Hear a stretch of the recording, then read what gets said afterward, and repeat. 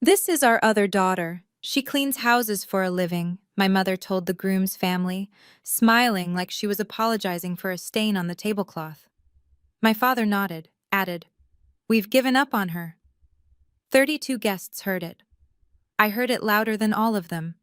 What my mother didn't know, what she never once bothered to ask, was that cleaning houses had turned into a company spanning 14 states. And the woman sitting directly across from me, the groom's mother, I was about to say something that would drain every last drop of color from my mother's face. Before I go on, if this story speaks to you, I'd appreciate a like and subscribe. And drop a comment. Where are you watching from right now, and what time is it there? I'm Morgan. I'm 32, and this is the night I stopped asking my family to see me. Let me take you back to a Saturday evening in September, the night of my sister Lauren's engagement dinner. Now, I was 3 years old when Janet and Richard Meadows brought me home. Ridgewood, Indiana. Population 4,000, one traffic light, and a whole lot of opinions about other people's business. For the first 4 years, I was the miracle. The little girl the Meadows family chose. Pastor Collins mentioned it every Thanksgiving. Neighbors baked casseroles. Janet carried me on her hip at church like a living badge of generosity. Then Lauren was born. I remember the exact week things shifted. And not because anyone said anything cruel, not yet, but because the house rearranged itself around her. My bedroom moved to the converted attic. My drawings came off the refrigerator to make room for Lauren's hospital bracelet, framed in pink. My car seat went to the garage.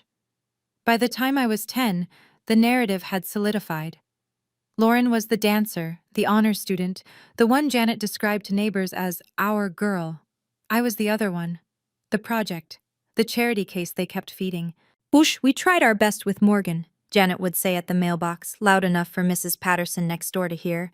"Some things just aren't in the blood." She said it like she was talking about a stain she couldn't lift. Richard never corrected her, not once.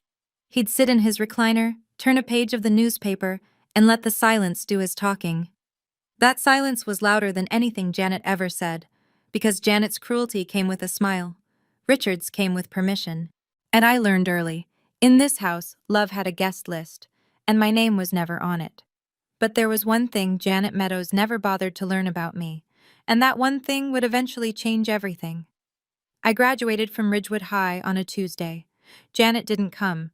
Lauren had a dance recital the same afternoon, 2 towns over. Richard said he'd try to make it. He didn't. I packed 2 duffel bags that night and moved into a studio apartment above a laundromat in Greenfield. At 18 years old, $400 in a savings account I'd built from babysitting since I was 13. I enrolled in community college, night classes. During the day, I cleaned houses. It wasn't glamorous. It was toilets and baseboards and oven grease and strangers' hair and shower drains. But it was mine. Every dollar I earned on my knees, literally. And nobody could tell me I didn't deserve it. Janet told her friends at church, "Lauren starts at IU next month." Morgan chose a different path. She said different the way people say terminal. I called home on Sundays. Janet was always busy. Richard didn't pick up. When I got my first business license, a real one, framed, my name printed in black ink, I took a photo and texted it to Janet. She replied, "Cute. One word, no period, no follow-up." I almost quit that week, almost drove back to Ridgewood, walked into that house and begged them to just see me. Just once. But then Grace Whitfield happened.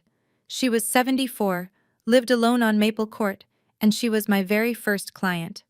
One afternoon, while I was scrubbing her kitchen tile, she set down a glass of sweet tea and said, "Honey, you clean better than any company I've ever hired. You should expand." That was the seed, planted by a stranger, watered by every year my family refused to look. 14 years later, I got the invitation. Cream-colored cardstock, gold foil lettering. Lauren Meadows and Kevin Holloway. Engagement dinner. Millbrook Grill. Saturday, September 14th, 6 o'clock. I was still reading it when my phone buzzed. Janet. "Morgan, we need to talk about Saturday." I could already hear it, the stage directions. "The Holloways are very well respected," she said. "Kevin's mother runs some kind of company. Big money people. I don't want you to, draw attention." "Draw attention how?" Just don't bring up your work, okay? The cleaning thing. It's not the kind of impression we need. I held the phone away from my face for 3 seconds. Breathed. You don't want me to mention my job. I want you to blend in. That's all I ask. Blend in. That was always the instruction. Not be yourself. Not we're proud of you. Just disappear politely. I almost said no.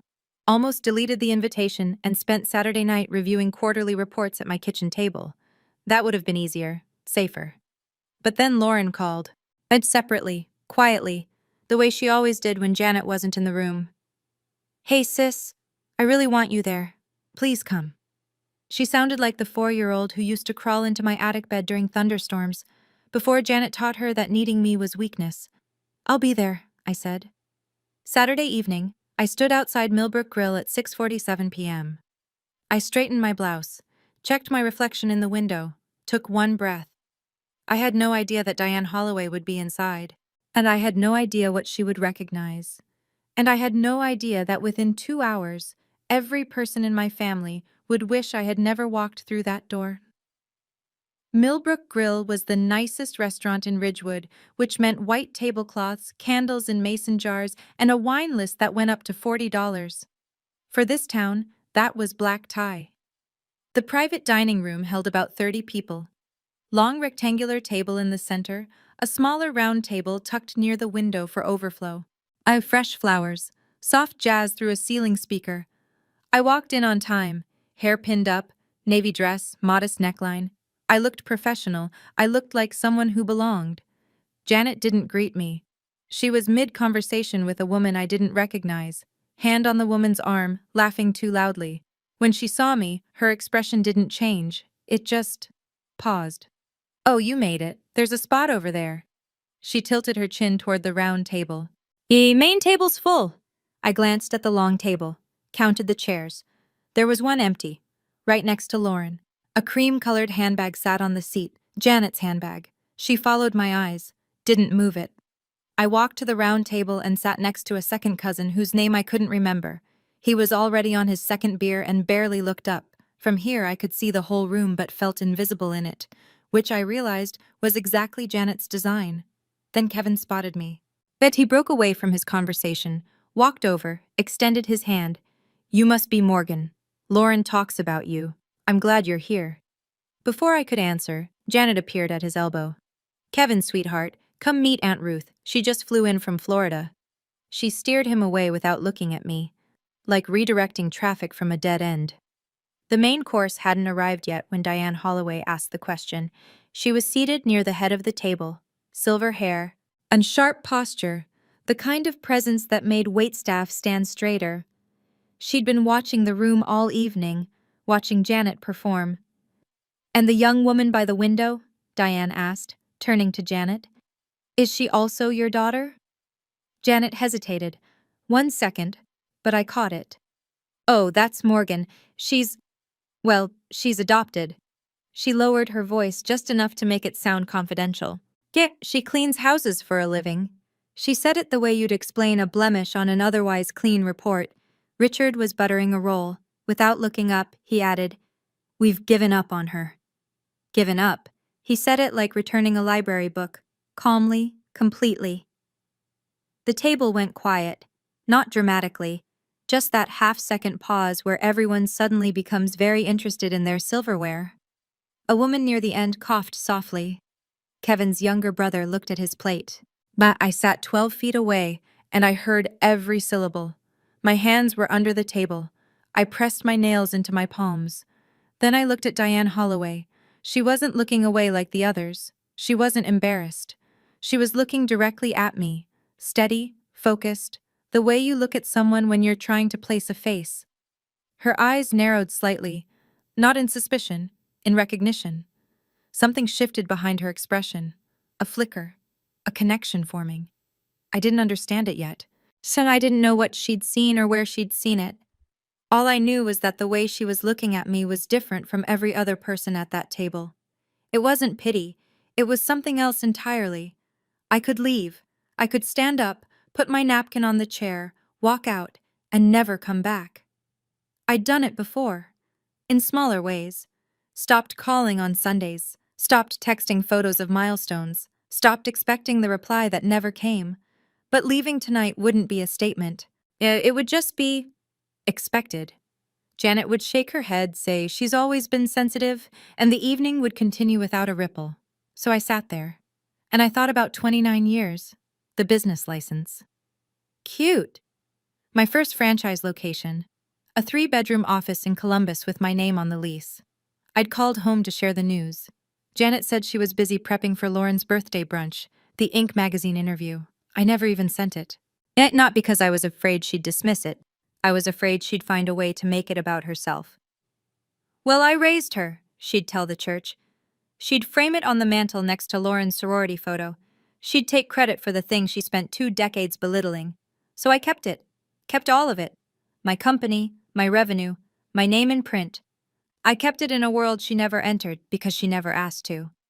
I looked across the room at Lauren. She was laughing at something Kevin said. But her eyes drifted toward me, brief, guilty. She looked away fast. Even Lauren couldn't save me in this house. She never could. But tonight wasn't about being saved. Tonight, for the first time, I wanted to know if I was strong enough to sit in the room where I'd always been erased, and not collapse. I picked up my water glass, took a sip, stayed. I wonder, why did I keep going back to that table? Have you ever kept showing up somewhere you knew you'd be treated like you didn't matter? Why do you think we do that? I'd love to hear your thoughts. Share them in the comments. Janet was 3 glasses of Chardonnay in and performing for the Holloways like her life depended on it. She leaned toward Diane, gesturing with her fork. We tried everything with Morgan, piano lessons, ballet, church camp one summer. Nothing stuck. Pam Driscoll, Janet's closest friend, seated 2 chairs down, laughed on cue. Well, at least she knows hard work. Janet tilted her head. Hard work? She scrubs toilets, Pam. More laughter. Quiet, polite, the kind that sounds like permission. I sat at my small table, napkin twisted in my lap, and listened to my mother narrate my failure to a room full of people who didn't know me. Each sentence was a brick. She was building a wall between me and respectability, right there in public, and she was smiling while she did it. Diane Holloway did not laugh. I noticed. She set her wine glass down, carefully, deliberately, and folded her hands. Us residential cleaning? Diane said. Her voice was even, casual, but something underneath it was pointed. Do you know which company she works for? Janet waved a hand. Some outfit, I don't keep track. You don't know the name? It's not exactly worth knowing. Diane held Janet's gaze for 1 beat longer than comfortable. Then she turned toward me. Not all the way, just a quarter turn, enough that I saw her profile shift. She was studying me. The way you study a painting you've seen in a magazine and are now seeing in person for the first time. I didn't know why. Not yet. But the air at the table had changed.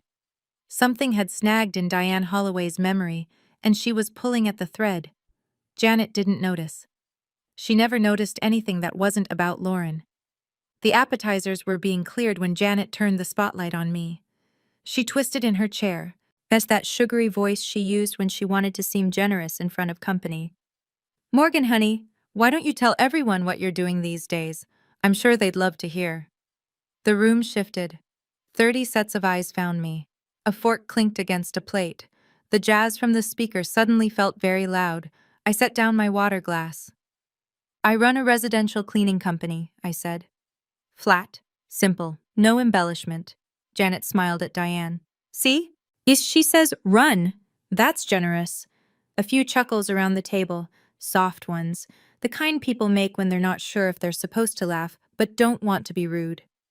Richard shook his head slowly, a sigh that carried the weight of practiced disappointment. Don't push her, Diane. She's doing her best. He paused, took a sip of his bourbon. Her best. The repetition landed like a slap. Her best, as though my best was something to mourn. But I pressed my thumbnail into my palm under the table, felt the sting, kept my face still, and then I noticed Diane. She'd placed her napkin beside her plate.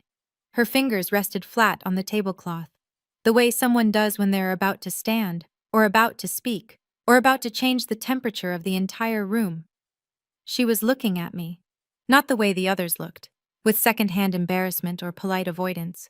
Like she was looking at me the way someone looks when a name is on the tip of their tongue. Like she was one detail away from placing exactly where she'd seen my face before. It was Lauren who broke first. Barely. "Mom." Her voice was small, almost a whisper. "Maybe we don't need to." Janet turned to her daughter with the speed of someone who's been challenged in her own home. Her smile didn't waver, but her eyes sharpened. "I'm telling the truth, Lauren." What's there to hide?" Lauren looked at her plate, pressed her lips together, sat back. 28 years of training. That's how long Janet had spent teaching Lauren that silence was loyalty. And right now, loyalty meant letting our mother dismantle me in front of 30 people without interference. I didn't blame Lauren, not entirely. I'd watched her grow up in that house. I knew the cost of speaking out, the silent treatment, the guilt, at the way Janet could make you feel like the villain for pointing out she was being cruel. Lauren survived the same house I did. She just survived it from the other side of the door. Kevin shifted in his seat. He glanced at his mother, Diane. And I saw something pass between them. A look I didn't fully understand. Diane was tapping her index finger against the tablecloth, lightly, rhythmically, a private metronome. Kevin leaned in. "Mom, you okay?" Diane didn't turn to him, yet her eyes were still on me. "Fine," she said. "I'm just trying to remember something." She said it quietly, almost to herself. Kevin knew his mother. I could see it in the way he sat back, not dismissing her, but recognizing the signal. Whatever Diane Holloway was working through, he knew better than to interrupt it. The main course arrived, plates were set down, conversations resumed. But Diane didn't touch her food. She was somewhere else. Somewhere in her memory, a door was opening. As it happened between the entree and the breadbasket, Diane set her fork down, turned toward me, fully this time, and asked the question that would unravel everything. "Morgan, what's the name of your company?" The table didn't stop talking. It wasn't a dramatic moment. Not yet. Just a polite question from the groom's mother to the bride's sister. Ordinary on the surface. Janet answered before I could. She leaned in, her hand on Diane's arm, voice wrapped in apology. "Mrs. Holloway." Really? Don't trouble yourself, she just—" Diane raised one hand, small, unhurried, but absolute. "I asked Morgan." 3 words. No edge, no volume, just clarity so clean it cut through Janet like glass. Janet's mouth stayed open for a half-second. Then she closed it. I looked at Diane. She looked at me. "Meadowshine Residential," I said. The name sat in the air between us. Diane's expression changed.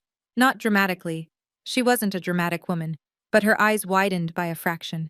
Her chin tilted, and she repeated the name, quietly, like tasting a word she already knew. "Meadowshine." She said it twice. The second time slower. Kevin looked at his mother. He'd been watching her all evening. The tapping finger, the distracted gaze, the way she'd been circling something without landing on it. Now she was landing. "Mom?" he said again. "What is it?" Diane didn't answer him.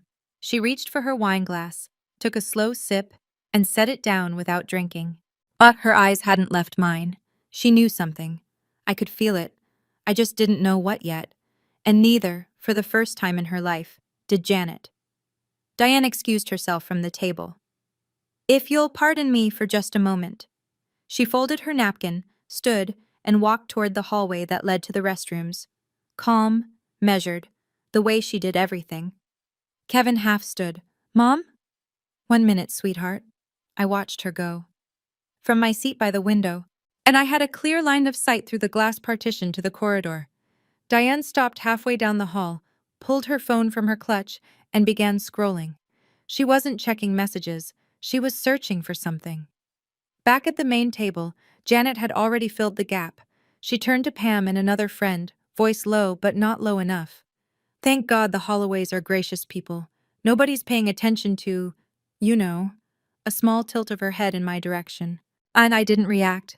I'd stopped reacting to Janet's narration of my irrelevance years ago. Instead, I kept my eyes on the hallway. Diane had stopped scrolling. Her thumb was still on the screen, but she wasn't moving it. She was reading. Then her hand came up, slowly, and touched her lips. And she smiled. Not a social smile, not a polite one. It was the smile of someone who just confirmed something they'd been suspecting all evening. She looked up from the phone and glanced toward the dining room. Through the glass, her eyes found me, and this time, the recognition was complete. Then she looked at Janet, then back at me. She slid the phone into her clutch, straightened her jacket, and walked back to the table. Her posture was different now, straighter, more deliberate, like someone who'd just been handed a card she intended to play. Something was about to change. I could feel it in the way the air thinned. Janet stood up, tapped a butter knife against her wine glass. The room quieted. "I'd like to say a few words." She pressed her hand to her chest, the gesture she used in church when she wanted people to know she was being sincere. "First, I want to thank the Holloway family for welcoming our Lauren with such warmth. Kevin, you are exactly the kind of man we prayed for." Kevin smiled politely. Diane did not. "I want to thank my husband Richard for being my partner through it all. Every sacrifice, every late night, we built this family together."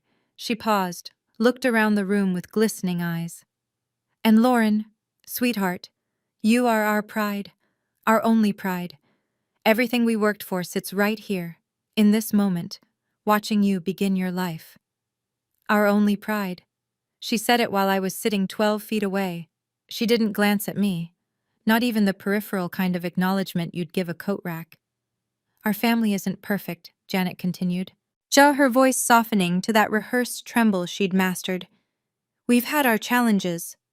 Now she looked at me, just long enough for the room to understand exactly who the challenge was. "But tonight is about Lauren." A few guests clapped, awkward, thin applause, the kind that fills silence because silence would be worse. Richard raised his glass. Pam said, "Hear, hear." I sat still. My face was neutral. My chest was not. Then from the head of the table, a chair pushed back. Diane Holloway stood. She smoothed the front of her jacket, placed both hands on the table. "I'd also like to say a few words," she said. And the room turned. But before Diane could speak, a man seated near the middle of the table, one of Kevin's uncles, gray beard, kind face, leaned forward and looked at me. "Morgan, right? So how's the cleaning business going? You run your own crew?" It was a genuine question. He was trying to include me. The one person at the table who saw a girl sitting alone and thought, "That's not right." Janet laughed before I could answer. "Business." She pressed her hand to her sternum. "Let's not get carried away. It's a van and some buckets." The uncle's smile faded. He looked down. Richard set his glass down and spoke without lifting his eyes. "Don't push her. She's done her best." A pause, a sip. Her best. For someone like her. Someone like her. Somewhere at the table, a woman inhaled sharply. Silverware stopped moving. I felt the heat climb from my sternum to my throat. Not anger. Something older. The accumulated weight of every dismissed achievement, every unreturned call, every time I was introduced as the family's footnote. But I didn't fold. I placed both hands on the table, flat, steady, and I looked at my mother. "Have you ever asked me what my company does?" Janet blinked. "Excuse me? In 14 years, have you once asked?" "I don't need to ask." Her chin lifted. "Oh, I know. You know nothing." 2 words. Quiet. Final. The table went dead silent. Not the polite kind. The kind where no one breathes because they're afraid they'll miss what comes next. Janet's mouth opened. Nothing came out. And at the head of the table, Diane Holloway set her napkin down for the last time. "Now," she said, "I'd like to say those few words." Diane stood with the kind of stillness that made movement feel unnecessary.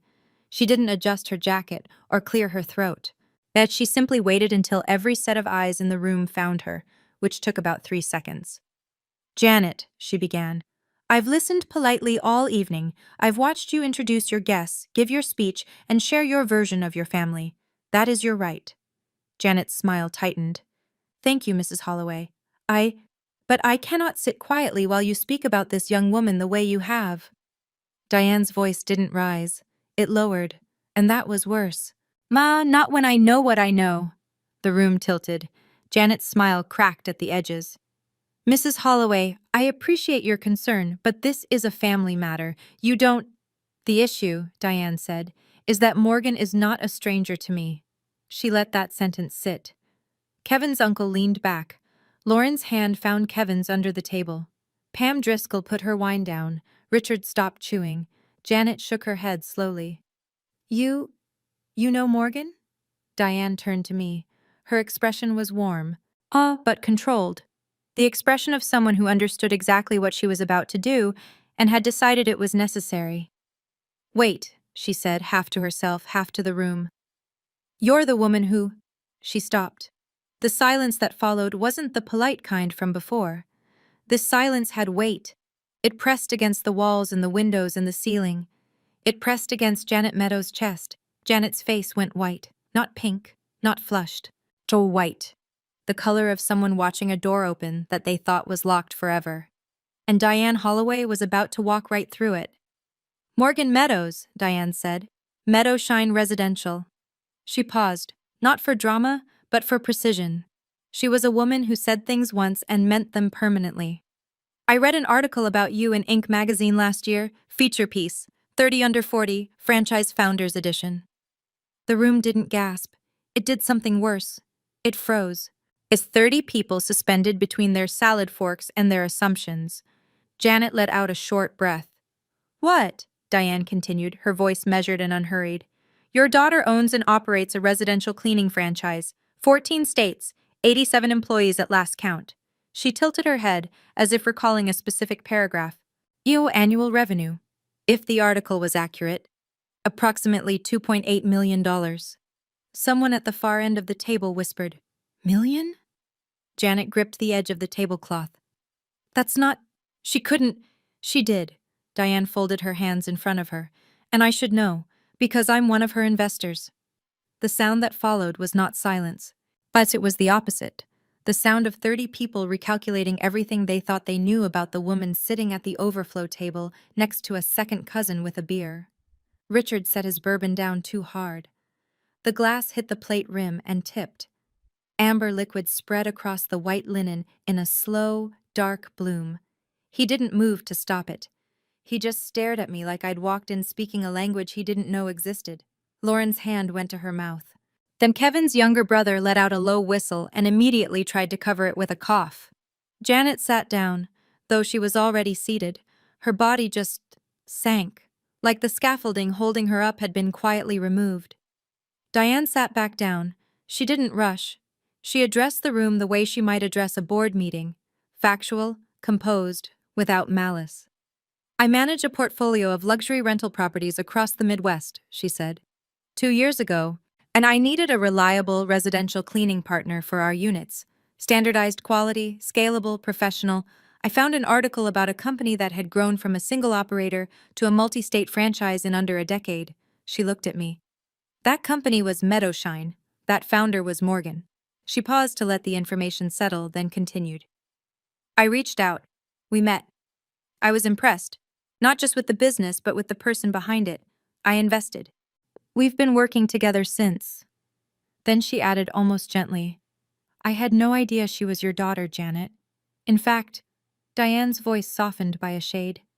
She never once mentioned her family. That sentence did more damage than the revenue number. I could see it land across the table, the quiet understanding that I hadn't been hiding my success from my family. I simply had no family to share it with. Janet's voice came out cracked. Morgan, why didn't you tell us? I looked at her.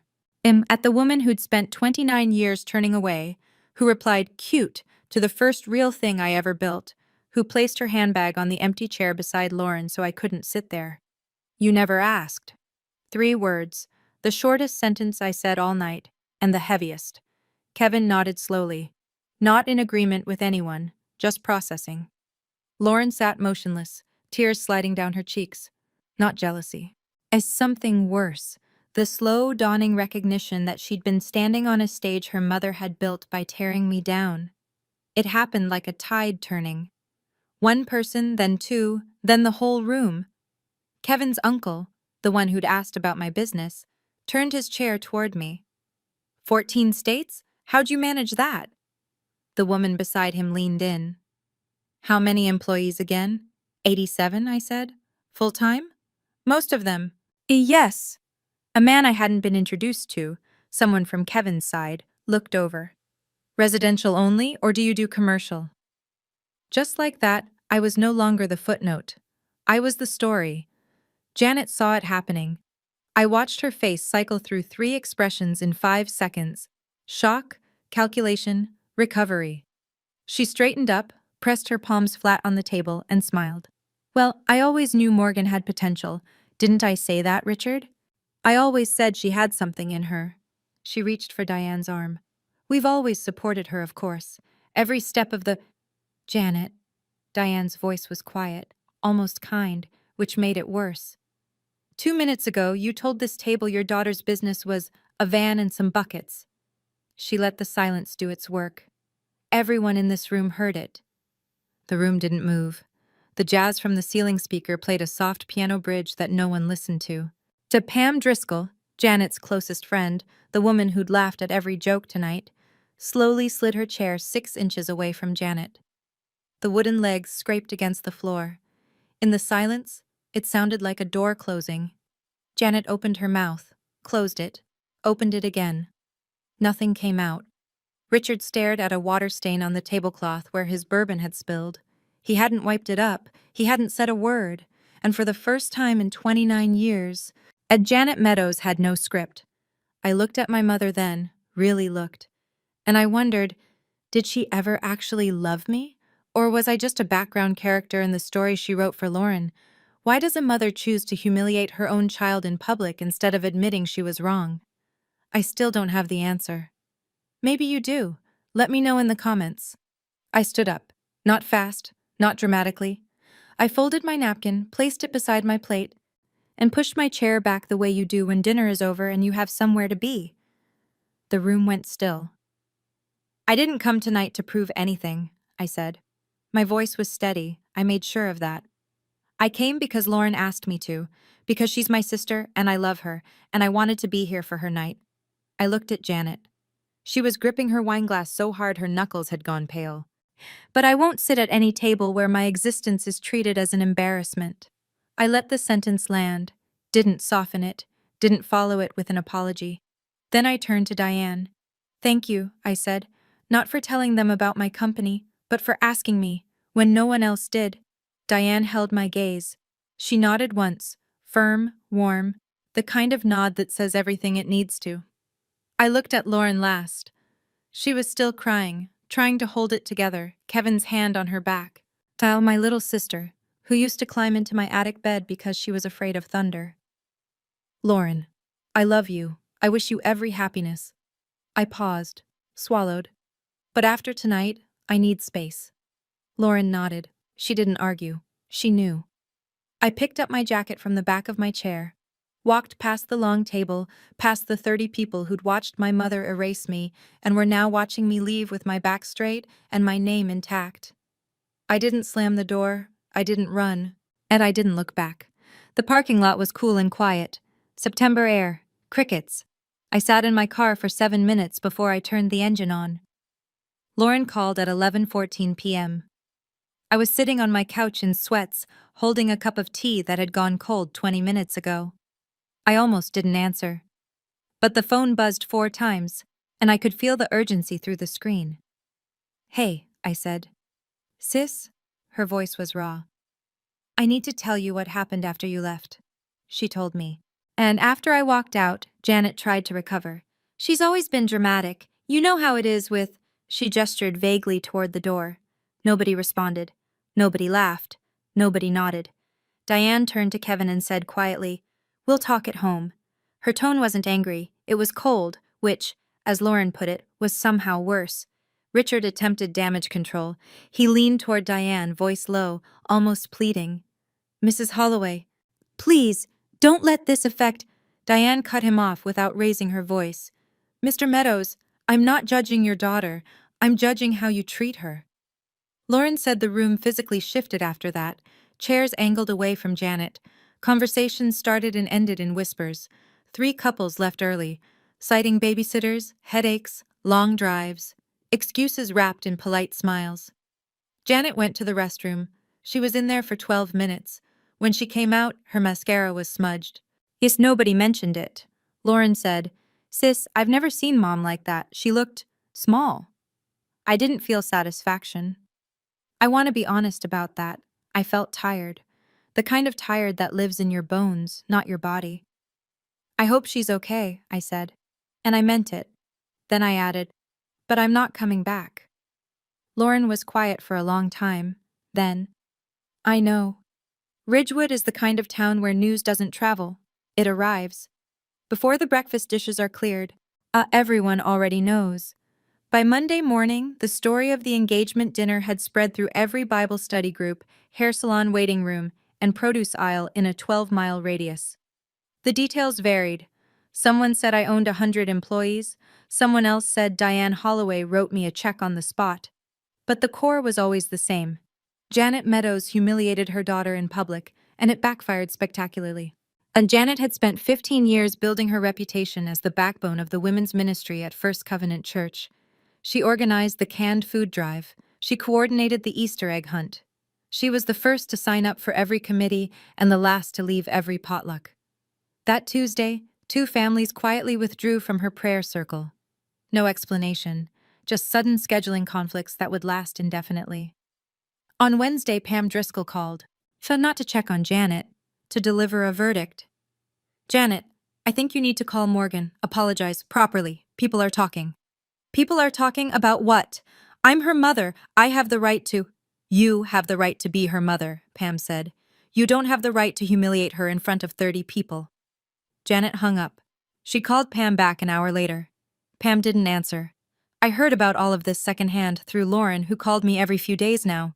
Careful. These tentative calls, like someone learning to use a phone for the first time." I didn't gloat. I didn't say good. I listened, and I said, "I hope Mom finds a way through this." I meant that too. You can love someone and still refuse to stand in their line of fire. The wedding wasn't canceled, but it was postponed. Kevin told Lauren the following weekend, gently, over coffee at a diner halfway between Ridgewood and his apartment in Marion. "I love you," he said. "That hasn't changed. But I need to understand your family better before I marry into it." Lauren didn't fight him. She cried, but she didn't argue, which, for someone raised by Janet Meadows, was an act of extraordinary courage. Kevin proposed a condition: family counseling. A neutral therapist, 6 sessions minimum, before they set a new date. He wanted to understand the dynamics he'd just witnessed. He wanted to make sure they wouldn't repeat themselves. I'm not asking you to choose between me and your parents," he said. "I'm asking you to see what I saw." Lauren agreed. Diane, meanwhile, had her own conversation with Kevin, over the phone, the night after the dinner. "I'm not opposed to Lauren," she told him. "She seems like a good person, but the way that family operates, if they do this to their own daughter in public without blinking, what would they do to a daughter-in-law?" Kevin didn't have an answer. That was the point. When Janet heard the wedding was delayed, she didn't call Lauren. She called Richard. "This is Morgan's fault," she said. "She ruined the whole evening. She always has to make it about herself." Richard said nothing. He was learning that his silence, the one that had protected him for 30 years, now worked against him. Because silence, it turns out, is only comfortable when nobody is listening. And now, for the first time, everyone was. And Janet spent the next 6 months blaming me for a problem she'd set in motion 29 years ago. Some habits don't break easily, even when they should. Diane and I met for coffee the following Thursday. Her choice. A quiet bakery in Marion, away from Ridgewood, away from the noise. She ordered a black coffee. I ordered the same. She looked at me across the small wooden table and said something I didn't expect. "I owe you an apology." I shook my head. You told the truth." "I told the truth publicly, without asking your permission first." She wrapped both hands around her mug. "I should have pulled you aside, given you the choice. Instead, I reacted to your mother's behavior and, well, I made a decision on your behalf." I let that sit for a moment. Then I said, "If you'd asked me beforehand, I probably would have said, 'Don't bother.' I've spent my whole life not correcting people about me. And how has that worked out?" I almost smiled. Not great." Diane sipped her coffee. When I invested in your company, it was because you were smart and the numbers were solid. That hasn't changed. She set the mug down. But after that dinner, I respect you for something else entirely. What's that? The way you left the room. No shouting, no tears, no retaliation. You just stood up and walked out with your dignity intact. She paused. That's rarer than people think. I stared at a knot in the wooden table. I ran my thumbnail along it. I learned something from being underestimated my whole life, I said. The best response isn't proving them wrong. It's just building, quietly, consistently, and letting the work speak. Diane smiled. The work spoke plenty that night. We sat there a little longer. Two women, a generation apart, drinking black coffee and saying very little. It was the most understood I'd felt in years. 3 weeks after the dinner, my phone rang. Janet. I was in my home office reviewing a contract for a new franchise location in Michigan. For a moment, I considered letting it go to voicemail, but something in me, that old stubborn root that never fully dried out, made me pick up. Morgan, we need to talk. Okay? People at church are asking questions. Pam won't return my calls. 2 families left my prayer group. I need us to fix this. I leaned back in my chair, closed my eyes. You're calling because people are asking, not because you think you did something wrong. I didn't do anything wrong. I was honest. You told 30 people your daughter was a failure, while she was sitting in the room. I said you cleaned houses. That's the truth. It's a piece of the truth, and you used it as a weapon. Silence on the line. I could hear her breathing, could almost hear the calculations. How to spin this? How to reframe? How to come out the victim? You were always difficult, Morgan. There it was, the trapdoor she always used when she was cornered. Make it my fault. Make it my personality. Make it Morgan's problem. Mom, I'm not cutting you off. I want you to hear that. I'm not disappearing. Then what do you want? I want you to stop lying. Not to me, to yourself. I won't come back to that table until you look at me and acknowledge what you've been doing for 29 years. You want me to get on my knees and beg? No. I want you to stop pretending. She hung up. I set the phone down, looked at the Michigan contract, got back to work.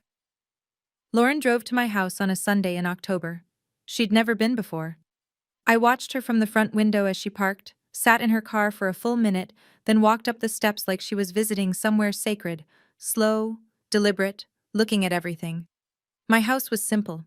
3 bedrooms, a yard I barely used, and a porch with 2 rocking chairs I'd bought for company I rarely had. Inside, clean lines, neutral tones, and 1 framed photograph on the living room wall. Lauren stopped in front of it. Who's that? Grace Whitfield, my first client. She passed last spring. She looks kind. She was. She's the reason I kept going. Lauren turned to me. Her eyes were red before she even started. Sis, I'm sorry. You don't need to apologize for Mom. I'm not apologizing for Mom. Her voice broke. I'm apologizing for me, for knowing how they treated you, and sitting there, every holiday, every dinner, every time Mom said something cruel, I looked at my plate. I didn't tell her it was okay, because it wasn't. But I understood. You were surviving the same house, I said, from the other side of the door. She wiped her eyes, sat on my couch, looked around at the home I'd built without anyone's help. Tell me about your company, she said. Some not because it's impressive, because you built it alone, and I didn't even know. We talked for 3 hours, about franchise logistics and hiring challenges and the time I lost a client because a new employee accidentally broke a chandelier. Normal things, sister things.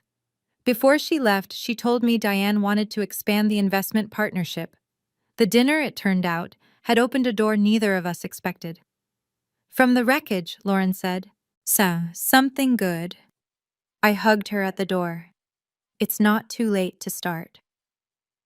The month after the dinner was the quietest of my life, and the fullest. I didn't call Janet, didn't call Richard. I let the silence sit between us, not as punishment, but as space. The space I should have claimed decades ago. I went to work. I reviewed applications for 2 new franchise locations. I hosted a team meeting where one of my longest-serving employees, a woman named Carla, She told the room she'd just put a down payment on her first house using the savings from 3 years of steady employment. I cried in my office after everyone left. The good kind. When my staff asked if I was okay, they'd heard pieces of the story, the way small town stories travel. I said, better than I've been in years. And it was true. I'm not telling you this story to show off a revenue number or an investor's name. I'm telling it because somewhere out there, when someone is sitting at the end of a table, at a family dinner being introduced as the disappointment, and they're wondering if it's true. It's not. You don't need anyone's permission to succeed. You don't need anyone's acknowledgement to make your success real. And you absolutely do not need to accept being humiliated just to keep your seat at the table. A boundary is not a wall. It's a door. And you get to choose who walks through it. My mother hasn't apologized. My father hasn't called. I don't know if they ever will. But I know this. My name is Morgan Meadows. I started with a bucket, a sponge, and a woman named Grace who saw something in me that my own parents refused to see. And I built something that speaks for itself, even when they wouldn't let me. That's my story. Thank you for staying until the very end. It means more than you know. If you've ever had to set a boundary with your own family, a hard one, the kind that costs you sleep, I want to hear about it. And drop your story in the comments. You're not alone in this. If this video moved you, hit like and share. Not for me. For the person in your life who needs to hear that walking away from a toxic table isn't weakness, it's strength. And if you want to hear another story like this one, there's a link in the description. I think you'll connect with it. I'll see you there. My name is Flora Mitchell. I'm 31. For my parents' 40th anniversary, I flew 3,000 miles with a gift wrapped in gold paper. Before I could even sit down, Mom looked at me and said, "We didn't invite you. Your sister planned this." Then Dad pushed my gift off the table and said, "We don't want anything from the daughter who abandoned us." I picked it up, and I left. When they found out what was inside, what it cost me, what it meant, and who actually paid for the roof over their heads, they drove 14 hours straight to my front door. Before I take you back to the beginning, if you end up liking this story, please take a moment to like and subscribe, but only if it genuinely stays with you. And tell me in the comments, where are you watching from, and what time is it there? Now, let me take you back 5 years, to the day I found out my parents were about to lose their house. I grew up in Hardin, Ohio. Population 4,000, give or take a few who wandered off and never came back. My father, Gerald Mitchell, fixed pipes for a living. My mother, Judith, worked part-time at the grocery store on Route 31. And my older sister, Vivian, 4 years ahead of me in everything, was the sun the whole house orbited around. I don't say that with bitterness. I say it because it's true. Vivian was loud where I was quiet. She told stories at dinner while I cleared the plates.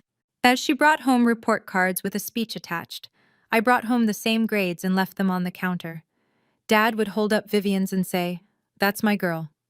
Mine stayed on the counter until Mom filed them away. There was this thing Dad used to say at family barbecues.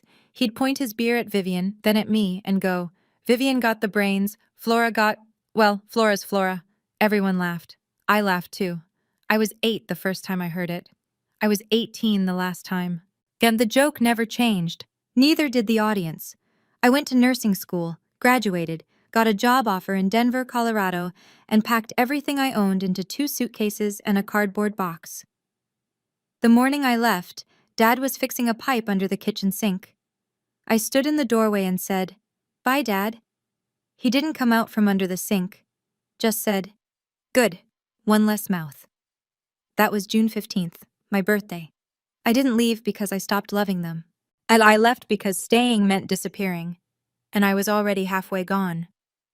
For the first year in Denver, I called home every Sunday, 7 p.m., without fail. Mom picked up sometimes. Dad never did. By the second year, the calls went to voicemail more than they didn't. I texted Vivian about it. "They're busy," she wrote back. "Don't take it personally." Then a week later, "You know how Dad is. He thinks you abandoned us." I sent birthday gifts, Christmas packages, and a hand-knit scarf I spent 3 weekends making for Mom. I never heard a word about any of them. When I asked Vivian, she sighed and said, "I think they threw it away without opening it, Flora. I'm sorry." That sentence sat in my chest like a stone. Then one Thanksgiving, Aunt Martha, Mom's younger sister, called me. We were talking about nothing in particular when she said, "By the way, your mom just loves that scarf you sent, wears it every Sunday to church." I went quiet. "Flora? You there?" "Martha?" "Vivian told me they threw it away." Long pause. Then Martha said very carefully, "That's not what happened." I didn't push her, not that day. But something shifted inside me. A crack in the story I'd been told, just wide enough to see light through.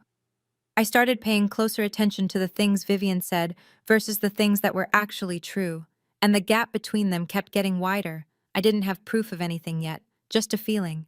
It's the kind you get when someone's been rearranging the furniture in your life and telling you it was always that way. "Flora, they just don't think about you that much," Vivian had said once. "I'm sorry." She said, "I'm sorry" a lot. It never sounded like she meant it. The call came on a Tuesday, March, 5 years ago. I was 26, pulling a double shift in the ICU, when my phone buzzed with Aunt Martha's name. Her voice was tight. "Honey, I need to tell you something. Your parents are 3 months behind on the mortgage. The bank sent a final notice." I leaned against the hallway wall. "How bad is it?" "Bad enough that they could lose the house by summer." "Does Vivian know?" "Vivian told them she'd handle it." Pause. "But I haven't seen any payments go through, and your father won't talk about it. You know how he is." That night, I sat in my apartment and stared at the wall for an hour. Then I called the bank, First National in Hardin. I asked to speak to whoever managed residential mortgages. They transferred me to a man named Dave Keller, branch manager. Calm voice, patient. I explained who I was, asked about the account status. He confirmed. 3 months overdue, foreclosure process starting. Then he said something that stopped me cold. "Actually, someone else called last week claiming to be a family member, said they'd take care of it." He paused. But they never followed up with any payment." I knew exactly who that was. Vivian had called, made the promise, and never sent a dime. That was the first time I realized my sister wasn't just careless. She was calculating. I told Dave I wanted to set up automatic payments from my account, monthly, anonymous. "Don't tell anyone the payments are coming from me," I said. "Not my parents, not my sister, no one." He agreed, and I called Martha and said 5 words. "Don't tell anyone, especially Vivian." $2,300 a month. That's what invisible love looks like. I was making decent money as a charge nurse at a hospital in Denver. Decent, not rich. After rent, groceries, student loans, and the new mortgage payment, I had about $200 left each month for everything else. So I made choices. No vacations, no dinners out. I bought clothes from Goodwill and furniture from estate sales. When my car needed new tires, I picked the cheapest ones and drove slow in the rain. Tommy Reed, my boyfriend, a carpenter with steady hands and a quiet way of seeing things, figured out what I was doing within 3 months. I didn't tell him. He just noticed I stopped buying coffee on the way to work, and then he noticed the spreadsheet on my laptop, and then he sat down on the bed and said, "It's the house, isn't it?" I nodded. He didn't say I was crazy. He didn't say I should stop. He said, "Okay, I'll fix the porch railing myself so we don't have to hire anyone." That was Tommy. No speeches, just lumber and a level. For 5 years, I worked extra shifts. I picked up holidays, weekends, overnights. I didn't complain. Every month, $2,300 left my account and landed in my parents' mortgage. And every month, the balance got a little smaller. My parents never called. Not once. Not on my birthday, not on Christmas, not when I got promoted to charge nurse. But the mortgage stayed current. And the foreclosure notices stopped, and the house on Maple Drive stayed standing. I never asked for a thank you, but I didn't know someone else was already getting thanked for what I was doing. Aunt Martha was my only window into what happened back in Hardin. She'd call me every few weeks, careful not to say too much, careful not to say too little. But one evening, about 2 years in, her voice sounded different, harder. "I need to tell you something," she said, "and you're not going to like it." Vivian had told my parents she was the one paying the mortgage. Not helping, not contributing, paying, the whole thing. According to Martha, Dad stood up at Thanksgiving dinner, the table full of cousins, uncles, neighbors, and raised his glass.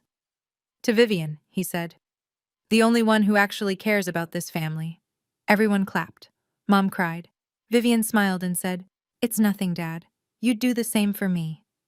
It wasn't nothing. It was $2,300 a month that came from my checking account in Denver, every penny of it mine, and my sister was sitting in my parents' dining room, soaking up the credit like sunlight, but it got worse.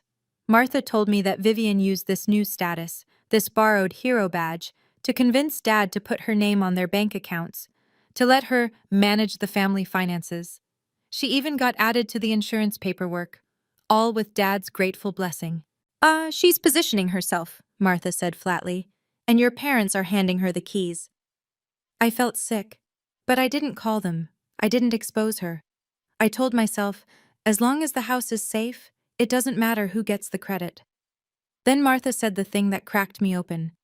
"Your father told your cousin Bobby last week, exact words, 'I raised one good daughter and one stranger.'"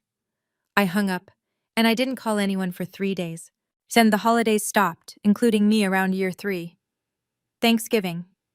"Mom's not feeling well," Vivian texted. "Better if you don't come this year." Christmas. "Dad doesn't want any drama. Maybe just call." Easter. Nothing. No text, no call, just silence. But through Martha, I knew the truth. The house was full every holiday. Cousins drove in from Columbus. Uncle Ray brought his famous pie. The neighbors came for dessert. Everyone was there, everyone except me. Vivian had built a wall around my family and put herself at the gate, and nobody questioned it because as far as they knew, she was the one keeping the roof over their heads. Meanwhile, I kept paying, every single month. The balance went from $140,000 down to 80, then 60, then 40. I watched the numbers fall on my bank app like some kind of reverse countdown, not to something beginning, but to something ending. Tommy asked me one night while we were doing dishes, "When does this end, Flora?" I dried a plate, set it on the rack. "When the house is paid off," I said. "Then I'll know they're safe. That's enough." He looked at me the way he sometimes did, like he could see the cost of what I was carrying and wished he could split it in half. "Is it, though?" he asked. "Is it enough?" I didn't answer. The final payment cleared in September. 5 years, 60 monthly transfers, $137,412 total. The house on Maple Drive was free and clear, owned outright by Gerald and Judith Mitchell. And 2 weeks later, I got the one thing I never expected, an invitation, sort of. I was scrolling through Facebook on a Sunday morning when I saw it. Vivian's post, bright and public. "Planning Mom and Dad's 40th anniversary party, family only, October 14th.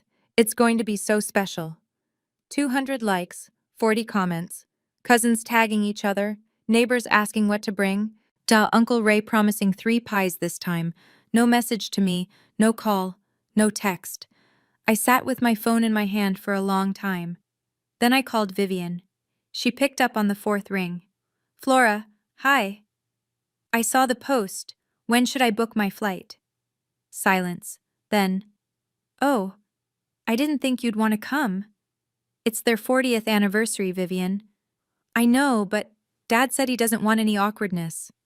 "Did Dad say that? Or did you?" Another pause, longer this time. Bet I could hear her recalculating. "I'm just trying to protect everyone, Flora." "From what? From me showing up to my own parents' anniversary?" "It's not like that." "Then what is it like?" She exhaled, sharp and thin.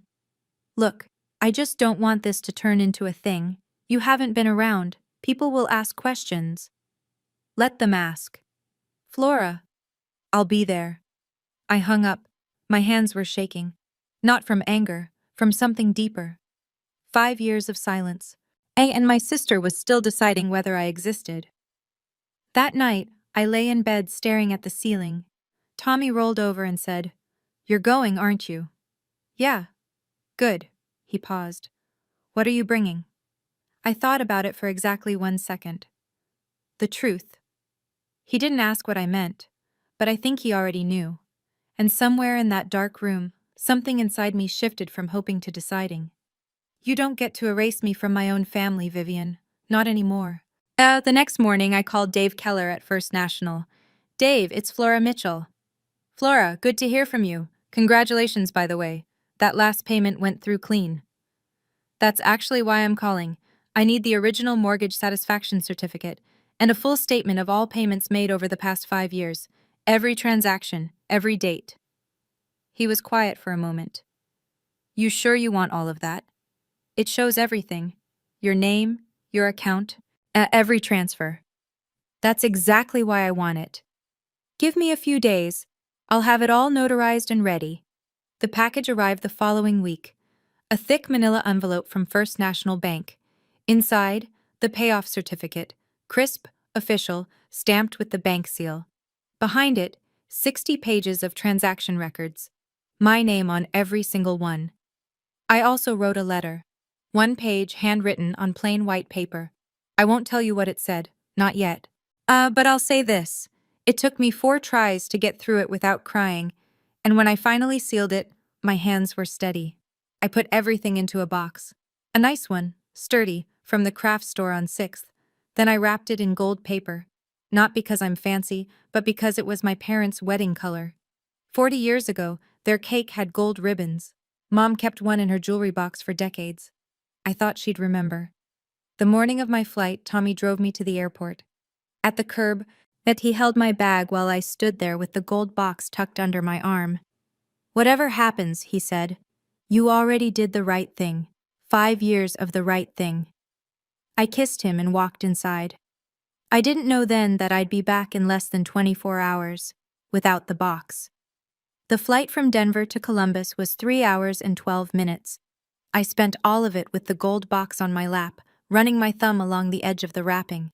I rented a car at the airport, a small gray sedan. Drove east on I-70 for an hour and a half until the highway narrowed into 2-lane roads and the landscape turned into the flat, green, wide-open Ohio I remembered. Grain silos, white churches, that gas station on Route 31 that's been closing soon since I was in middle school. I turned onto Maple Drive at 4:15 in the afternoon, and there it was, the house. Same brown siding, same chain-link fence, same cracked driveway. But today there were balloons tied to the mailbox. A homemade banner hung across the porch, Happy 40th Gerald and Judith. Cars lined both sides of the street. I counted at least 20. I parked at the end of the block, cut the engine, sat there. Through the front windows I could see people moving. I could hear music, something country, turned up just enough to leak through the walls. Laughter. Voices layered over each other the way they do when a room is full. 60 people inside, and not one of them expecting me. And I looked at the gold box on the passenger seat. The corner of the wrapping had creased during the flight. I smoothed it with my fingertip. What if they still don't want me? What if I walk in there and nothing changes? I sat for 10 minutes, watched the light shift through the trees. Then I picked up the box, opened the car door, and stepped onto the sidewalk. The front door was 30 yards away. It might as well have been 3,000 miles. Then I opened the screen door and stepped inside. The living room had been rearranged. Tables pushed together in an L shape, covered in white cloth. Folding chairs borrowed from the church lined every wall. Flower arrangements sat on every flat surface. Vivian's touch, no doubt. A slideshow played on a laptop in the corner. Photos of Mom and Dad through the years. I wasn't in many of them. A few heads turned, then a few more. Mrs. Patterson, our old neighbor, was the first to speak. Flora? Oh my goodness! We haven't seen you in years! She said it loud enough that half the room heard. Conversations dimmed. Forks paused. Eyes moved from me to the gold box in my hands, then back to me. I scanned the room. Uncle Ray by the food table. Cousin Bobby near the window. A dozen faces I half recognized, and a dozen I didn't. Then I found her. Aunt Martha. She was standing near the kitchen doorway with a glass of iced tea, and the moment she saw me, her hand froze halfway to her mouth. But her eyes dropped to the box, then widened. She knew. She knew exactly what I was carrying. We looked at each other across the room. 5 years of secret keeping passed between us in a single glance. I could see the question on her face. Are you sure? I gave a small nod. Martha set her glass down and pressed her lips together. Then she nodded back. Just once. Firm. Behind me, the screen door creaked shut. In front of me, the murmur of the room rebuilt itself. Quieter now, but with a new frequency underneath, the low hum of something unexpected. People were watching, and I hadn't even said a word yet. Vivian was mid-sentence when she saw me. She'd been standing at the head of the table with a champagne glass, giving what sounded like the tail end of a toast. And I'm so grateful I could give back to you both, especially with the house. Everything I've done, I did out of love. Applause, a few raised glasses, and Dad nodded from his chair like a king receiving tribute. Then Vivian's eyes drifted past the crowd and landed on me. The change was instant, not dramatic. She was too practiced for that. Just a flicker, a tightening around the mouth. Then the smile came back, wider, warmer, like she'd rehearsed it in a mirror. She set down her glass and walked toward me, every step measured. When she got close, she leaned in, not a hug, just close enough to whisper. "What are you doing here? I told you Dad doesn't want you here."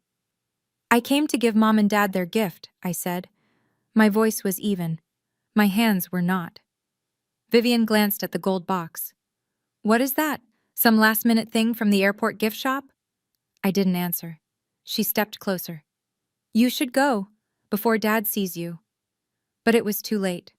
Across the room, Dad had turned in his chair, and Mom, sitting beside him, was already staring. In that moment, I remembered something Dave Keller had said when he handed me the documents. "Miss Mitchell, this is one of the most selfless things I've seen in 20 years at this bank. Your parents are lucky." Lucky. Standing in that living room, watching my sister block my path and my father's jaw tighten at the sight of me. Lucky felt like a word from someone else's language. But I kept walking. Mom saw me before Dad said anything. She was sitting to his left in a padded folding chair, her hands resting on a paper napkin she'd folded into a tiny square. When our eyes met, something moved across her face. Surprise, maybe relief, maybe guilt. I couldn't tell. It was there for half a second, then gone. The room was getting quieter. People were watching now, the way people watch when they can feel something coming but don't know what. "Flora," Mom's voice was small. "We didn't invite you. Your sister planned this." 60 people heard it, and I know because I could feel every single pair of eyes land on me at once. The silence wasn't empty. It was thick. It pressed against my skin. "I know," I said. "I came anyway. I have something for you and Dad." Mom looked at Dad. Dad looked at me. I don't know what I expected to see on his face. Surprise, maybe. Curiosity. Something human. What I got was stone. His mouth set in a flat line, his eyes narrow, and his arms folded across the front of his pressed Sunday shirt, like a gate swinging shut. He didn't say anything yet, but his body said everything. Behind me, I could feel Vivian moving closer. Beside me, the quiet hum of 60 people deciding whether to look away or lean in. Aunt Martha hadn't moved from her spot near the kitchen, but I could feel her watching me like a lighthouse watches a boat in bad water. I took another step forward, toward the table, toward my parents. But the gold box felt heavier than it had in the car. "I didn't come to cause trouble," I said. "I came because it's your 40th anniversary, and I'm your daughter." Dad's eyes dropped to the box, and his jaw tightened. I set the box on the table, right between the flower arrangement and the anniversary cake with its gold frosting letters. The wrapping caught the overhead light and flashed, just for a second, like something precious. Dad stared at it. His jaw worked side to side, the way it always did when he was building toward something. Then he reached out and pushed it, not gently, not a nudge, a flat-palm shove that sent the box sliding across the tablecloth and off the edge. It hit the floor with a dull thud. One corner of the gold paper tore open. The room gasped, not loudly, more like 60 people inhaling at the same time. "We don't want any cheap thing from you." Dad's voice was loud enough for the back row, for the cousins by the window, kick for the neighbors near the door. He wanted everyone to hear. "You show up when you feel like it, disappear for years, and you think a box fixes everything?" I didn't move. He pointed at Vivian. Your sister's been here. Vivian paid for this house. She planned this party. She showed up. Where were you? Vivian stood behind him, arms crossed, chin lifted. She didn't speak. She didn't have to. Her face said it all. That careful, well-practiced look of someone who'd already won and was just watching the other side realize it. A few guests shifted in their seats. Mrs. Patterson looked at her lap. Uncle Ray set down his fork. Cousin Bobby took a step backward, like the air near the table had turned sour. I looked at my father. My eyes were burning, my throat was tight, but my voice, when it came, was steady. And I knew exactly what I was going to do. I bent down and picked up the box. The torn corner of the gold paper hung loose.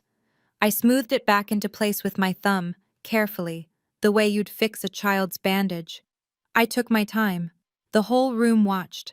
Then I straightened up, looked at my father, looked at my mother, looked at Vivian. I didn't come here to beg, I said. I came to give you something I spent 5 years working for, but I won't stand here and be humiliated for loving you. Nobody moved. I turned around, walked past the folding chairs, past the slideshow still cycling through old photos, past Uncle Ray with his hands on his knees and Mrs. Patterson pressing a napkin to her mouth. 60 people, and not one of them said a word. Not one of them stood up. The only sound was my shoes on the hardwood and the low country song still playing from the speaker in the corner like it hadn't gotten the memo. Aunt Martha was standing near the front door. When I reached her, she caught my arm. Not hard, just enough to stop me. As she looked at the box, then at me. Her eyes were full and fierce. "Leave it with me," she whispered. "Trust me." I hesitated. Everything in me wanted to take it home, shove it in a closet, and never think about Hardin, Ohio again. But Martha's hand was steady, and her eyes said what her mouth didn't. I've been quiet long enough. I placed the gold box in her hands. Then I walked out the front door, down the porch steps, and into the October air. I didn't look back. But I heard it. My mother saying my name. Just once. Very softly. And then nothing. Driving away from that street, I kept asking myself, why did I keep hoping? 5 years I'd paid their mortgage, and what did I get? A box shoved off a table and a door closed behind me. Have you ever given everything to someone who didn't even notice? Who looked right past your sacrifice and thanked someone else for it? What would you have done? Would you have left the box or taken it with you? Tell me in the comments. I really want to know. I was already on the highway when it started. I didn't see it happen, but Martha told me every detail later, and she's not a woman who exaggerates. If anything, she undersells. So when she told me what went down in that living room after I left, I believed every word. Here's what happened. The party tried to recover. Vivian clapped her hands and said, "Okay, everyone, let's not let this ruin Mom and Dad's night." Who wants cake?" A few people murmured. Someone picked up a fork. The music kept playing. But Martha didn't move. She stood near the door, holding my gold box, watching the room try to paste itself back together. She told me later she felt like she was holding a grenade with the pin already out. 5 years of someone else's lie, sitting right there in her hands. She walked to the center of the room. "Before anyone touches that cake," she said loud and clear, "there's something you all need to see." Gerald's head snapped up. "Martha, stay out of this." "No." Martha set the box on the table, the same table Dad had pushed it off of 2 minutes ago. "I've stayed out of it for 5 years. That ends tonight." Vivian moved fast. "Aunt Martha, this isn't the time." "Oh, this is exactly the time, Vivian." The room went absolutely still. Not quiet. Still. Like the air itself had stopped moving. Martha opened the box. Inside, in the manila envelope from First National Bank. The letter, sealed in its white envelope. Everything Flora had carried 3,000 miles to give her parents. Martha pulled out the envelope first, held it up so everyone could see the bank's return address. Then she opened it. Martha unfolded the certificate and held it at arm's length. Her reading glasses were already on. She'd put them on while walking to the table, like she'd been planning this for years. Maybe she had. She read it out loud, every word. Mortgage satisfaction for 1427 Maple Drive, Hardin, Ohio, paid in full as of September 14th. Payoff completed by... She paused, looked at Gerald, then at the room. Flora Rose Mitchell. Total paid, $137,412. Silence. Not the awkward silence of before. This was something else. This was 60 people understanding all at once that the ground beneath them had shifted. Martha reached back into the envelope and pulled out a stack of papers. 60 pages, bank statements, transaction records. She held them up and fanned through them slowly. 5 years of payments, she said. $2,300 every month, from Flora's account in Denver. Her name, her money, every single line. Someone in the back row whispered, "Oh my God." I'm told Mrs. Patterson covered her mouth with both hands. Uncle Ray pushed his chair back from the table. Yet Cousin Bobby just stood there staring at Vivian. Gerald didn't move. His hand, the same hand that had shoved the box off the table, was gripping the edge of his chair, shaking. Mom pressed both palms flat against her face. Her shoulders started to move before any sound came out. Then the sound came, and it was the kind of crying that doesn't care who hears it. Martha lowered the papers. She looked directly at Gerald. This is what was inside that cheap thing you just threw on the floor. The 5 years, $137,000, from the daughter you said didn't care. Nobody breathed. Gerald turned to Vivian. His face was something I wish I could have seen. Martha described it as a man watching his own house catch fire, every line, every crease, rearranging itself around a new understanding. You told me you were paying the mortgage. His voice was flat, dangerously flat. Vivian's face had gone white. Not pink, not flushed, white. It's like someone had pulled a plug somewhere behind her eyes. I helped, she said. I contributed. Martha didn't flinch. Really? Because Dave Keller at First National confirmed that every payment, every single one, came from one account. Flora's. Not a dollar from you, Vivian. She paused. Not one. That's not... I meant I helped in other ways. A voice from the back.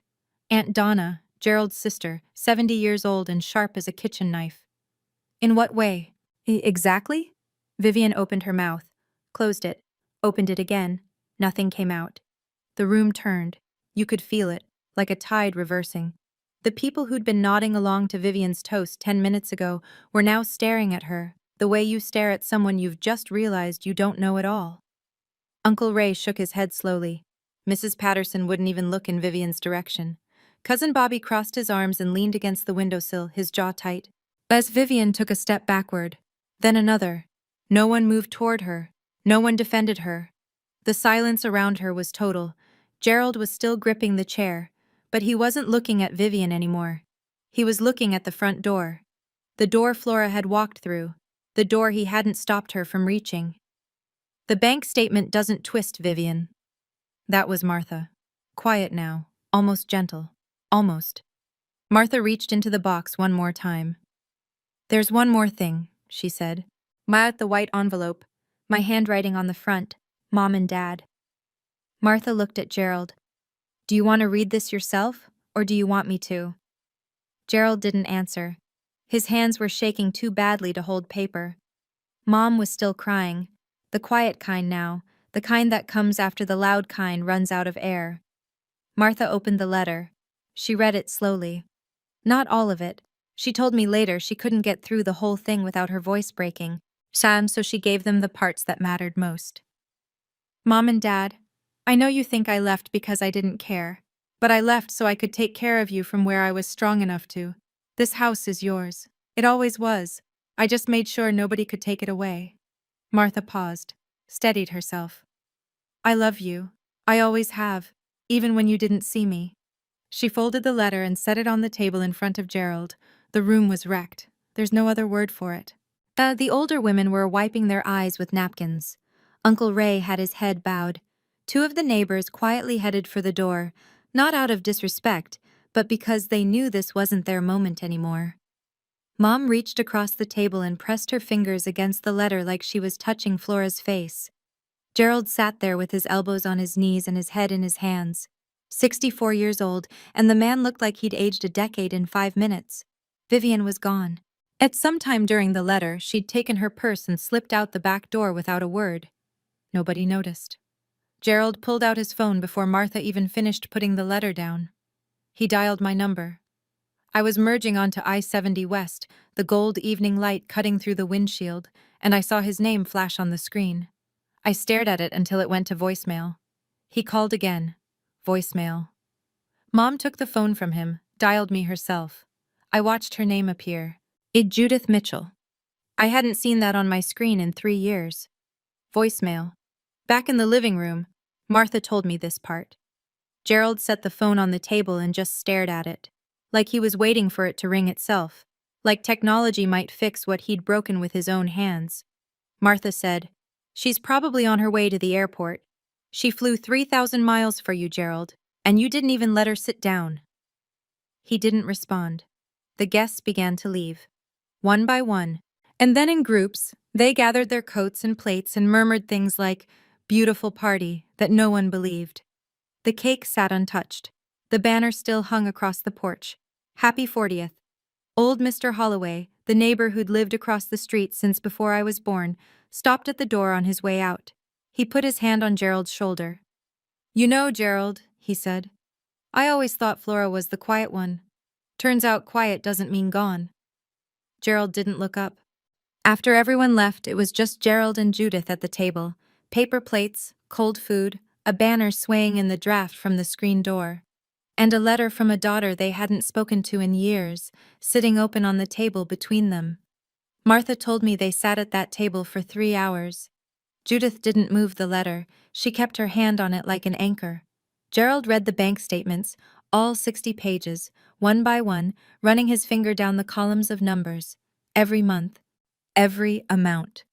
My name, repeated 60 times like a heartbeat he'd been too deaf to hear.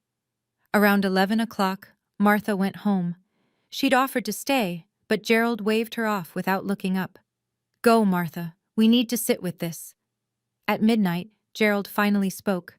"I pushed it off the table, Judy." Judith looked at him. "I pushed my own daughter's heart off the table." His voice cracked on the word heart. Martha told me later that she'd called Judith the next morning, and Judith said it was the first time in 40 years of marriage she'd heard Gerald Mitchell cry. Not tear up, cry. Judith put her hand over his. "Then we drive," she said. "It's 14 hours. Then we leave now." Gerald looked at her. Something passed between them. Not words, not even a decision. More like a surrender. The kind that happens when you finally stop fighting the thing you already know is true. At 3 in the morning, Gerald backed his pickup out of the driveway, and Judith climbed in with a thermos of coffee and the gold box, rewrapped by Martha before she left. They pulled onto Route 31 heading west, didn't call ahead, didn't text, just drove. The odometer turned over mile after mile in the dark. Ohio, Indiana, Illinois, Nebraska, Wyoming, Utah, Colorado. 14 hours. At that exact moment, I was 30,000 feet in the air, flying home, staring at the empty seat next to me where a gold-wrapped box used to be. As Tommy was waiting at Denver International when I walked out of the terminal. He didn't ask how it went. He could see it on my face. He just picked up my bag, put his arm around my shoulders, and walked me to the truck. We drove home in silence. Not the uncomfortable kind. The kind where someone loves you enough to know that words would only make it heavier. When we got inside, I sat down on the couch. I didn't take off my jacket, didn't turn on the lights. It just sat there in the dark living room while Tommy locked the front door and put the kettle on. Then it hit me. Not slowly, not like a wave building, like a wall falling. I pressed my face into the throw pillow and cried in a way I hadn't cried since I was a child. Loud, graceless, shaking. Tommy sat beside me. He put his hand on my back and he didn't say a word. Not, "It's okay," not, "They don't deserve you," not any of the things people say when they don't know what else to offer. He just stayed. After a long time, I sat up, wiped my face with my sleeve, turned off my phone. I didn't want to hear from anyone in Ohio. Not tonight, not yet. The next morning, I did what I always do. Got up at 5, made coffee, sat on the front porch in my bathrobe with the mug warm in my hands, watching the Denver sky lighten from black to gray to blue. Was I wrong to go? Was I wrong to hope? I kept turning it over, like a stone in my pocket I couldn't stop touching. And then, And at exactly 6:07 a.m., I heard a car pull up. I didn't recognize the truck at first. A dusty white pickup, road grime on the fenders, Ohio plates. It parked crooked against the curb, like whoever was driving had stopped in a hurry. The engine ticked in the morning quiet. Then the driver's door opened, and my father stepped out. Gerald Mitchell, 64 years old, rumpled flannel shirt, same one from the party, eyes red-rimmed. Hair pushed to one side from 14 hours of leaning against a headrest. He looked like he'd aged 5 years overnight. Mom came around from the passenger side. She was holding the gold box, rewrapped, the torn corner patched with fresh tape. She clutched it against her chest like it might fly away. They stood at the end of my walkway, 20 feet of concrete between us. Dad didn't move. He just stood there, his hands at his sides, his mouth working like he was chewing on something that wouldn't go down. 14 hours of driving, and he still didn't know what to say first. I stayed on the porch, coffee in hand, bathrobe, bare feet on cold wood. We looked at each other. The neighborhood was waking up. A dog barked somewhere. A sprinkler hissed on 2 doors down. The whole ordinary world kept moving around us while we stood still. Then my father spoke. His voice was hoarse, stripped down to nothing. "I'm sorry, Flora." 3 words, 7 letters, and they were the 3 words I'd waited my entire life to hear from that man. He swallowed, tried again. I pushed away the only person who was actually holding us up. I didn't run to him. I didn't collapse. I stood on my porch with my coffee getting cold, and I let those words land where they needed to land. Mom broke first. She came up the walkway with the box still pressed against her, tears already falling, and stopped at the bottom of the porch steps. She didn't try to come up. She waited. I knew. Her voice was barely there. Deep down, I knew Vivian wasn't telling the truth. I saw things that didn't add up, and I told myself it wasn't my place to question. But I was scared. Scared of your father, scared of losing Vivian, scared of everything. She looked up at me. "I let him push your gift off the table, Flora, in front of everyone, and I just sat there." "I know. Mom. I'll never forgive myself for that." I looked at her for a long time, at the box in her arms, at the tape on the corner, at the dark circles under her eyes. Then I stepped aside and held the door open. "Come in," I said. "Both of you." It wasn't warm. I want to be honest about that. I didn't fall into anyone's arms. I made tea. I set out mugs. I moved through my own kitchen with the steady efficiency of a woman who's spent 5 years taking care of people without being thanked for it. And then I let that rhythm carry me because it was the only thing keeping my hands from shaking. Tommy came out of the bedroom, said a quiet hello, shook Gerald's hand, and disappeared into the garage. He knew this wasn't his conversation. We sat at my kitchen table, the $4 estate sale table I'd eaten 1,000 quiet dinners at, and I said the thing I'd carried even longer than the mortgage.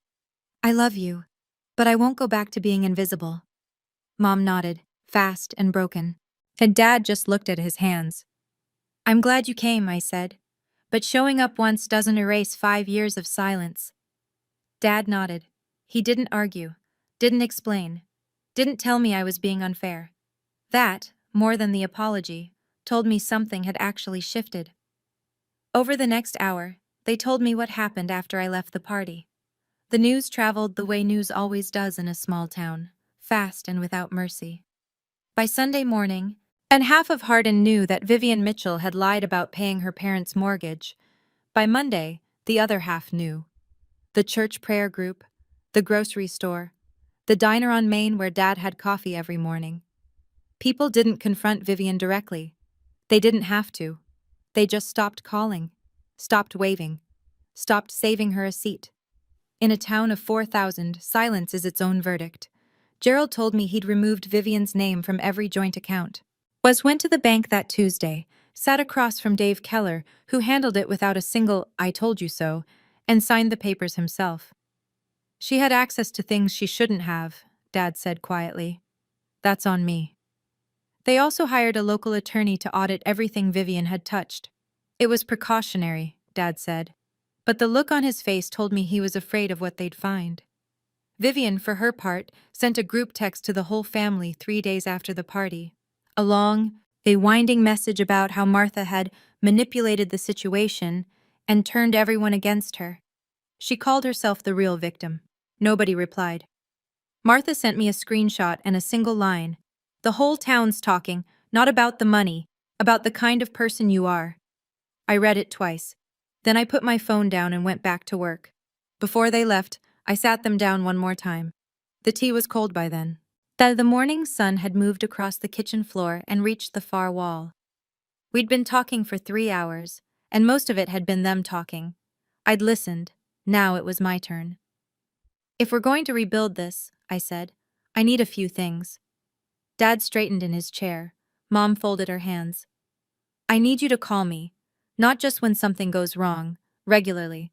I need to hear from you because you want to, not because you feel guilty. Dad nodded. I need you to stop letting one person decide who's in this family and who's not. That goes for Vivian, and it goes for anyone else. Another nod.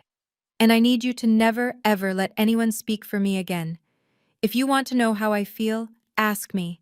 Not my sister, not a neighbor, me. The kitchen was quiet. The refrigerator hummed. Somewhere outside, Tommy's saw started up in the garage, a faint buzz through the wall. Dad cleared his throat. Can I? He stopped, started again. Can I hug you? I looked at him for a long time. This man who'd called me one less mouth, who'd pushed my gift off a table in front of 60 people, who'd driven 14 hours through the night with red eyes and a cracked voice to stand in my driveway and say 3 words. I stood up, walked around the table, and let him hold me. It wasn't forgiveness yet. I want to be clear about that. It was a door I chose to leave open, and there's a difference. I don't need you to make up for the past, I said into his shoulder. I need you to show up for the future. He held on tighter. That was 3 months ago. Dad calls every Sunday now. 7 p.m., without fail. Sometimes we talk for an hour. Sometimes it's 10 minutes about the weather and what Tommy's building in the garage. But he calls, every week. He hasn't missed one. Mom sends handwritten cards. And not long letters, just little notes on the floral stationery she's used since I was a kid. Thinking of you. Saw a cardinal today and remembered you loved them.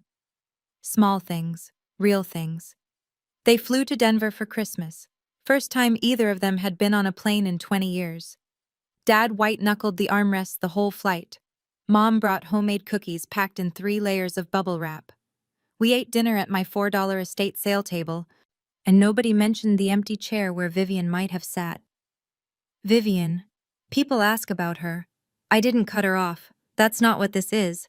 I just stopped chasing. If she wants to be in my life, she knows where to find me. But she doesn't get to rewrite the story anymore. I went back to work at the hospital the Monday after everything happened. Clocked in, checked vitals, changed IVs.